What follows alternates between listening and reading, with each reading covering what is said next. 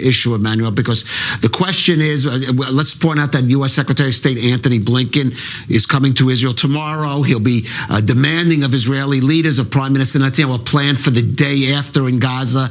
But in northern Gaza, it's already, in a sense, as we could see, the day after. Who is going to control that area? Who's going to police that area?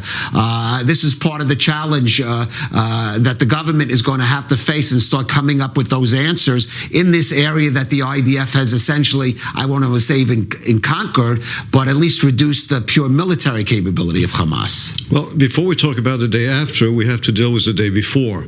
And that means making sure that October 7 can never repeat itself. And that means first achieving military victory.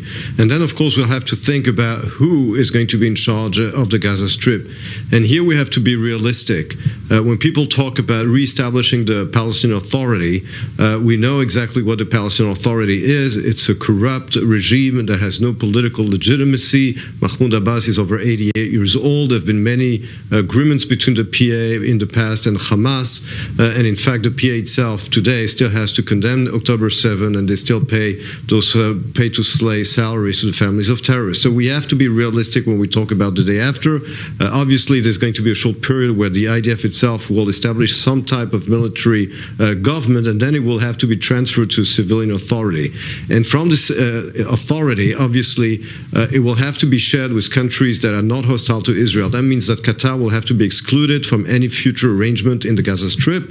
And the countries involved will have to be Arab countries that have normalized their relations with Israel. It can be Egypt. It can be countries such as the UAE, and also, Western countries that should be involved, but certainly not countries that have ties to Iran and to Qatar. There's no easy solution.